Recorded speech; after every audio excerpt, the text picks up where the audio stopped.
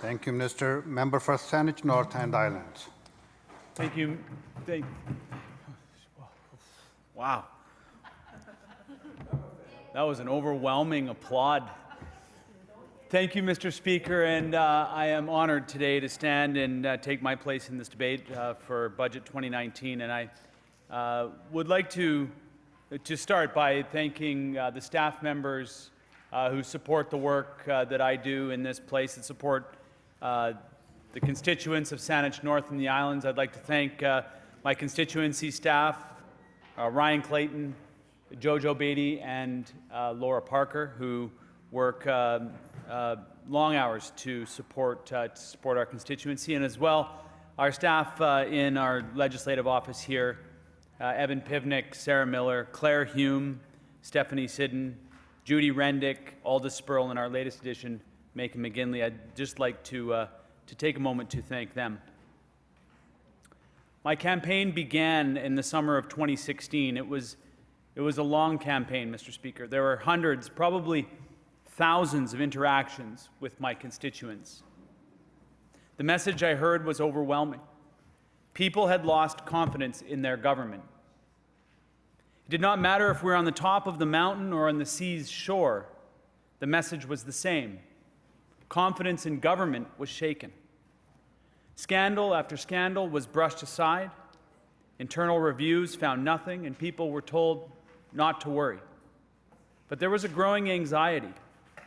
Confidence in government was bruised. Housing was out of reach for many of my constituents. The industry was in full meltdown. It was left unregulated, and people were displaced from their homes and their communities. There was a growing sadness in British Columbia, and people blamed their government. Unchecked political contributions fueled decision-making. Trust in government was in tatters. I'm standing in this chamber today because I promised to address these issues. On each and every doorstep, I promised to be bold and courageous. I promised to take action where the previous government refused to act. And I was given that chance. On election night, 60% of British Columbians voted for something other than the former government. People were tired of the growing gap between the wealthiest few and everybody else. They were crippled with student debt, shut out of the housing market, having difficulty raising their family and caring for their children, struggling with mental health and addictions, overwhelmed by MSP tax increases, and underwhelmed by government action on the climate crisis. Those doorstep conversations remain with me today. I stand here with the honor to respond to Budget 2019, this government's second full budget, and the culmination of their third budget process. And I stand here with pride. Proud that I and my BC Green colleagues are successfully navigating territory that very few, maybe no other MLAs in this province and country have ever navigated. As a caucus with only 3 members, our impact on British Columbia's political landscape has been substantive and positive. And do we get everything we want? No. But that would be not right for us to get everything we want.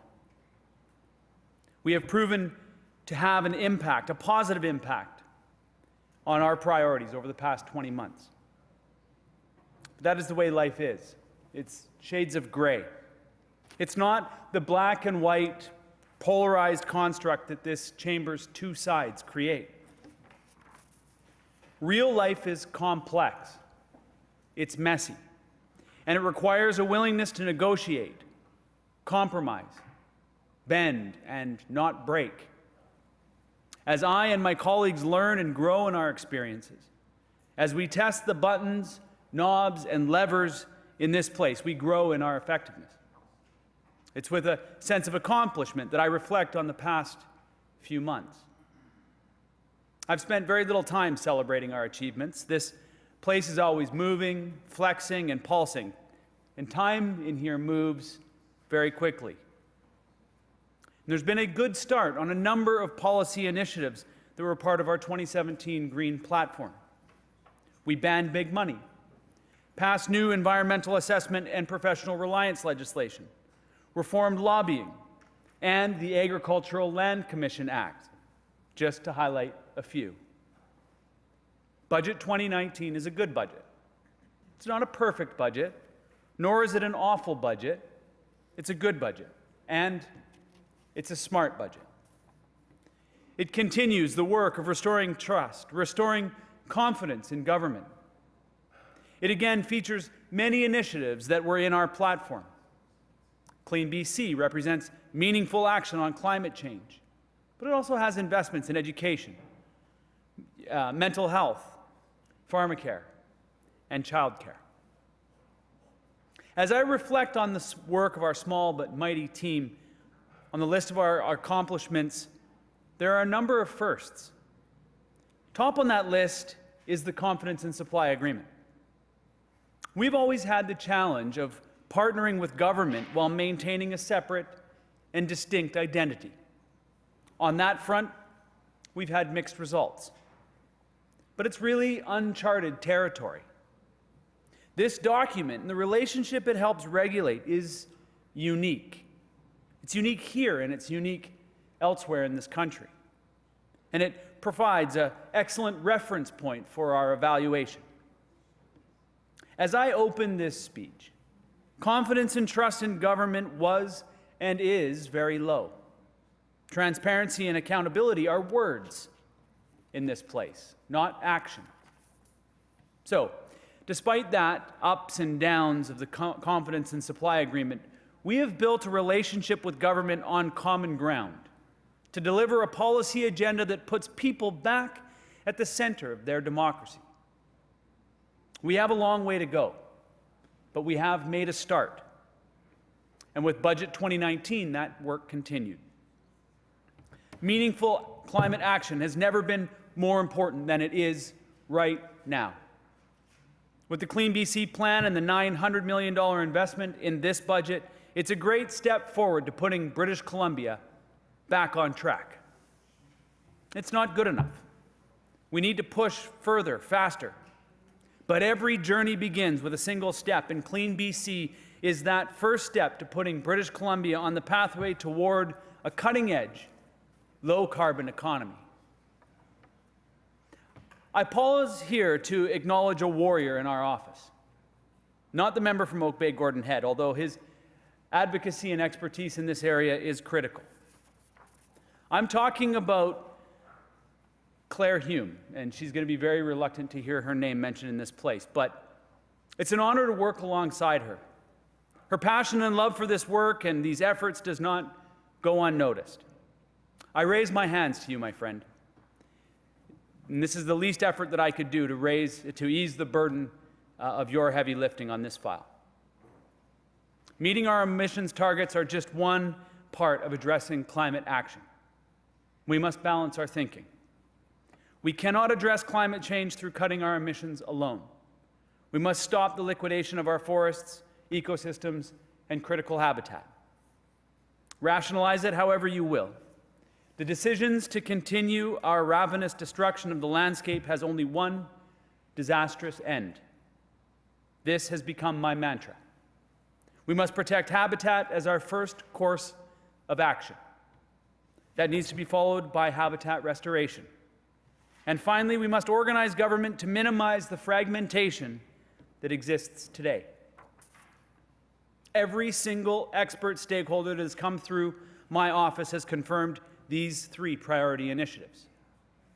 Yet government remains stubbornly defensive of its current organizational structure.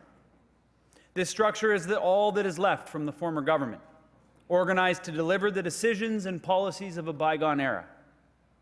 It is insanity to do the same thing and expect different results. Over the next 2.5 years, I hope government will take the opportunity that it has to create a new organizational structure with new policy and processes to achieve new results. They are greatly needed. In this, I must express my disappointment that I see no substantive investment in wild salmon. This is an issue I spent considerable amount of time on through 2019 with the Premier's Wild Salmon Advisory Council. It is my hope that government steps forward soon with their commitment to this work. As was outlined in our options paper, our budget submission, and in my countless utterances, our priority is habitat. Our focus is protection, restoration, and a government that is organized so it puts salmon policy at the center of our decision-making in this House. I stand by my previous statement. Good salmon policy is good environmental, good social, and good economic policy. A central focus of our campaign platform, and frankly, as a parent of young children, my focus is on education in our house and in many households in British Columbia. It's also a central focus of our agreement with government. Recognizing lifelong learning and making post-secondary education more affordable and accessible is important if we are going to continue to lead the country and indeed the world. Budget 2019 takes tremendous steps in that direction. I applaud the $550 million investment in public education and the $31 million investment in independent schools.